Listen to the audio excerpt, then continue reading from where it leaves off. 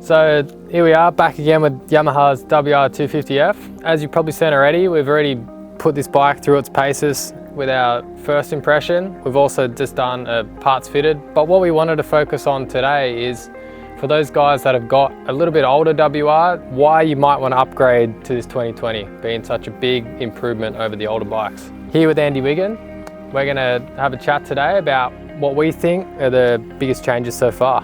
So Andy, what stands out to you with this new 2020?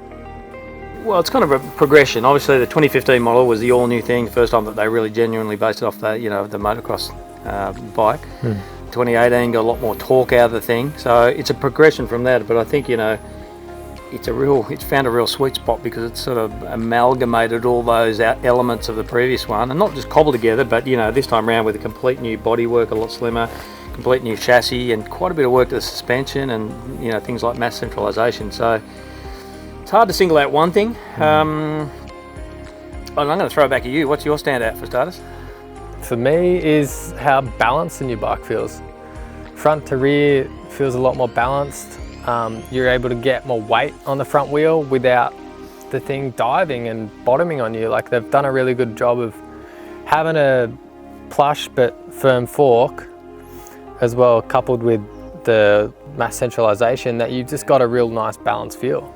I think that was funny, like early days in 2015 they really rocked it forward. I think they went down 2 spring rays, they put a 4mm spacer in here, so everything was about rocking it on its nose. So unlike a motocross bike where you flat knackers, it was about getting the thing turning in the bush, which it did amazingly. But the compromise that they made was it blew through the fork. In adapting it to enduro, it blew through. So for any guy who's reasonably fast, he'd be firming up the fork a lot quicker. So yeah, I'd agree with that. I think the valving is actually quite aggressive. It's obviously the same fork that runs in the motocross bike, a slightly different internals and shimming, but it's quite aggressive. But coupled with what they've done to create a bit more compliance with the chassis, with the engine mounts, they haven't had to compromise on that fork action, so they kept the chassis balance and kept the thing turning. So I think that's probably one of the standout things. I'd probably have to say the otll thing is, what is 15mm narrower here or something, and to me that was a critical mass, because I know they've been coming down over the last few years, but not just the fact that it's narrower here, because I think sometimes it's a little bit of a psychological thing, just the shape of that, that it looks a little bit wider than other bikes,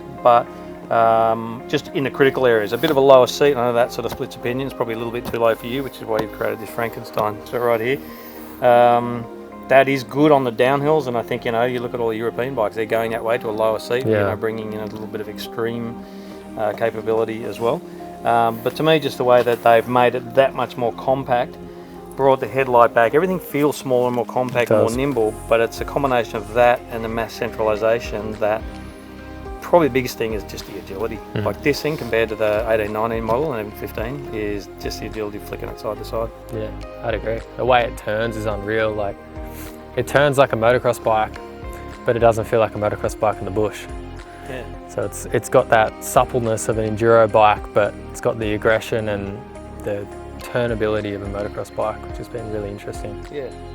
And it's funny because normally when you talk about this thing, everybody, remember we had the night over at a mate's place, and we had the 2 beer test, and a bunch of guys just had 2 beers, and they threw a helmet on and did a couple of laps around the paddock, and came back and, this is what I feel. And it was interesting because they all got off and they were all like, fucking that motor goes, So, and this bike's always been associated with a really punchy, pokey, powerful 250 motor. So there's been quite a few changes to it.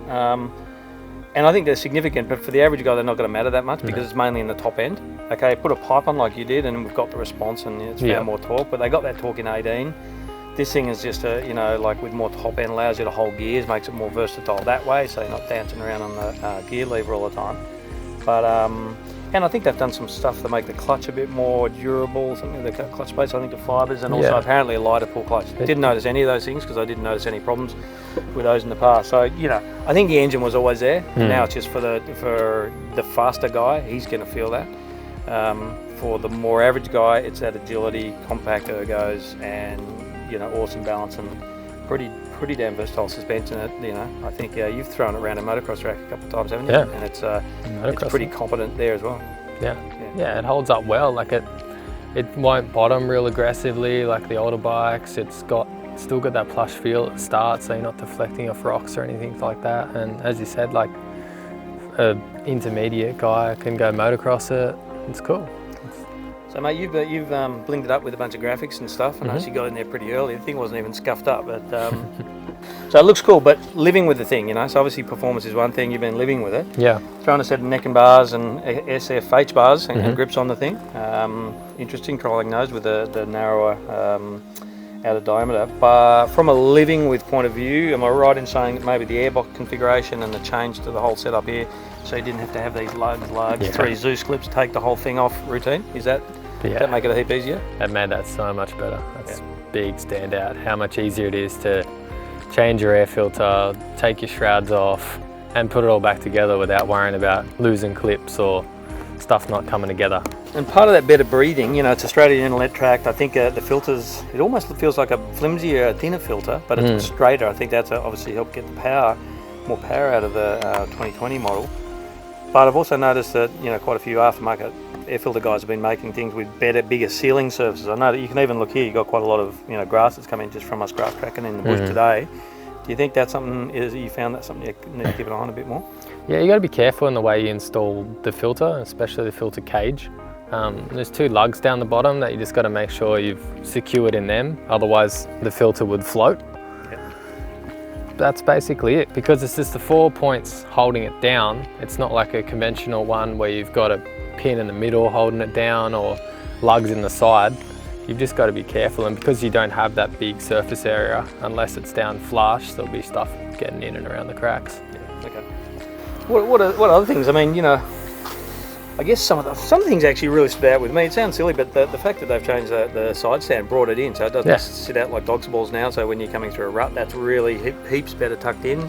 Bash plate a lot better protection for your hoses. Got rid of that garden hose running down the front fork. That was the analog speedo, so now it's a digi and a lot cleaner pickup. Yeah. So there's been a lot of refinements across the board on this one, huh? Yeah, just a lot of tidy things. Like, that's kind of what set European bikes ahead a little bit in the past, is the quality of finish, but this right now is right up there with it. They haven't cut any corners. They're not doing things, converting a motocross bike to an enduro and just slapping stuff on for ADR. Like, they're thinking about each little thing they're doing to develop it for the Aussie bush.